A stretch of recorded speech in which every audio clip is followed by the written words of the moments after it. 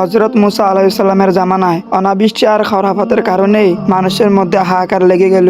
সারা দেশের মধ্যে খাদ্য আর পানি সংকট দেখা দিল। রোদে গাছের পাতাগুলো নুয়ে পড়লো, গৃহপালিত পশুগুলো মৃত্যুর মুখে ধাবিত হলো। এই দৃশ্য দেখে মুসা আলাইহিস সালাম তার উম্মতদেরকে সাথে নিয়ে বিশাল এক ময়দানের মধ্যে নামাজ পড়ে মহান আল্লাহ তাআলার দরবারে বৃষ্টির জন্য দোয়া করলেন। কিন্তু দোয়া করার পর রোদের তাপ আরো বেড়ে গেল। মুসা আলাইহিস সালাম আল্লাহ তাআলাকে বললেন, আল্লাহ ইয়া রব্বুল আলামিন, প্রচন্ড রোদের তাপে আমরা শেষ হয়ে যাচ্ছি। এত গরমের কারণে আমাদের জান কণ্ঠনালীতে এসে গেছে। আমরা তোমার কাছে বৃষ্টির জন্য দোয়া করলাম, রহমানুর রহিম, কিন্তু তুমি বৃষ্টি না দিয়ে রোদের তেজ কেন বাড়িয়ে দিলে?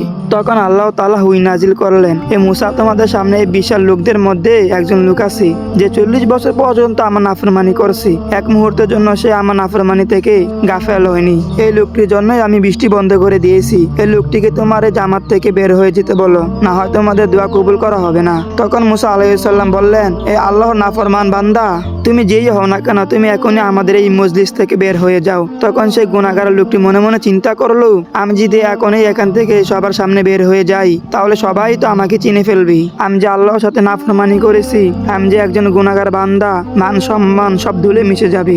আর আমি যদি বের না হই, তাহলে বৃষ্টিও হবে না। এখন তো আর কোনো উপায় নাই। তখন সে কোনো উপায় না দেখে তার শেষ অবলম্বন মহান আল্লাহ তাআলাকে বললেন, আল্লাহ, 40 বছর পর্যন্ত তুমি আমার গুনাহ লুকিয়ে রেখেছো। আজকে হাজার হাজার মানুষের মধ্যে তুমি আমাকে অপমানিত অবদুষ্ট করো না, তুমি আমাকে ক্ষমা করে দাও। আল্লাহ রব্বুল আলামিন তাকে ক্ষমা করে দিলেন। তার সাথে সাথে বৃষ্টি নামা শুরু হয়ে গেল।